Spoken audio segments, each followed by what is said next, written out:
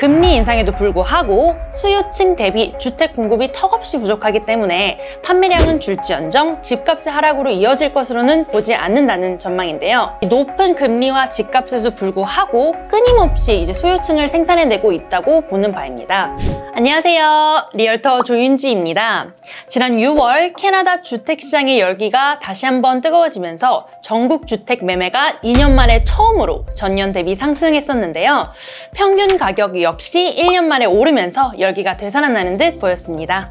CREA 캐나다 부동산 협회에 따르면 캐나다 주택시장은 올 하반기에 하향세를 전망한다고 발표하였으나 아이러니하게도 집값은 하락 없이 유지가 될 것이라고 예상했습니다. 금리 인상의 여파로 심리적 부담감이 커지면서 구매자분들이 쉽게 움직이지 못할 것이라고 예측하였으나 금리 인상에도 불구하고 수요층 대비 주택 공급이 턱없이 부족하기 때문에 판매량은 줄지언정 집값의 하락으로 이어질 것으로는 보지 않는다는 전망인데요. 현재 신규 공급 수준이 역사적으로 낮다는 점 또한 집값의 하락으로 이어질 가능성이 낮은 이유로 꼽힙니다. 이번 영상에서는 지난달 거래 움직임이 활발했던 지역 랭리를 다뤄보도록 하겠는데요. 지연님께서 지난달 저희 랭리 매매 시장의 움직임은 어땠는지 설명해 주시겠습니다.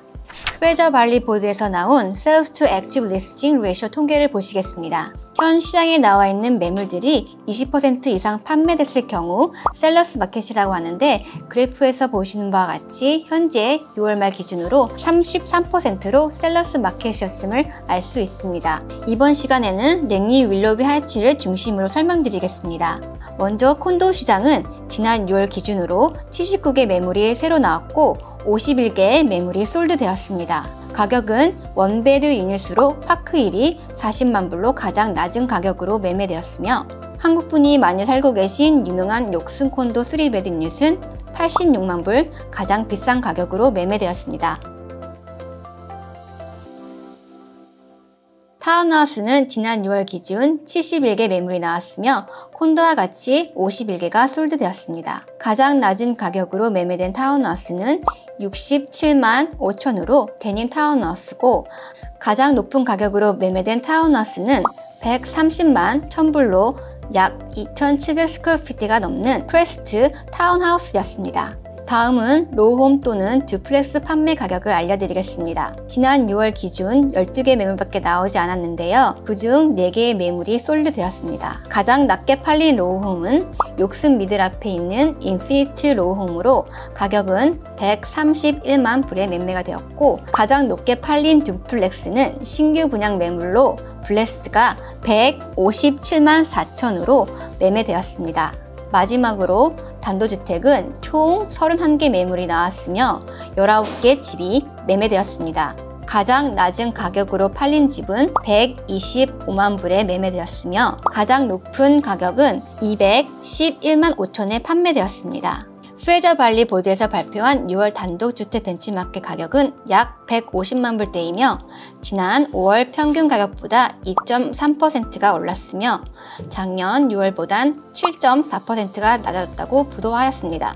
또한 타운홈 평균 가격은 80만 불 중반대로 지난 5월보단 2.3%가 높아졌으며 작년 2022년 6월보단 5.2%가 낮아졌습니다. 콘도 경우 벤치마켓 가격은 50만 불 중반대이며 지난 5월달보단 1.8%가 높아졌으며 작년 6월보단 2.5%가 낮아졌다고 보도하였습니다. 프레저 발리 6월 평균 팔린 기간은 단독주택일 경우 21일, 타운하우스 경우 16일, 콘도 경우 22일이 평균이었다고 보도하였습니다.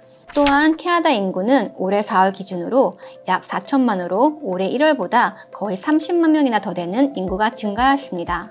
또 이번 달 기준금리 인상이 4.75%에서 5%로 올라가는 인상 발표가 있었고, 아직도 올해 3번이나 더 있을 예정으로 9월 6일, 10월 25일, 12월 6일에 있을 예정이며, 모기지 이사 상승으로 조정 분위기는 탈 것으로 예상되지만 급증하는 인구 증가로 부동산 가격은 낮아질 수 없다고 예상하고 있습니다.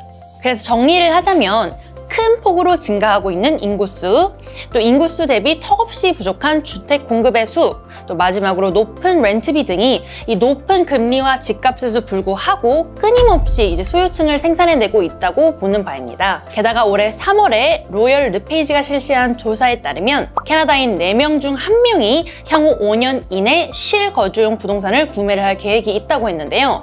이미 주거용 부동산을 소유하고 있는 분들도 절반 이상이 투자용으로 추가 구매를 할 계획이라고 합니다. 높은 금리와 집값에도 불구하고 부족한 매물 상황 때문에 현 시장이 아직도 셀러스 마켓이라고 얘기합니다.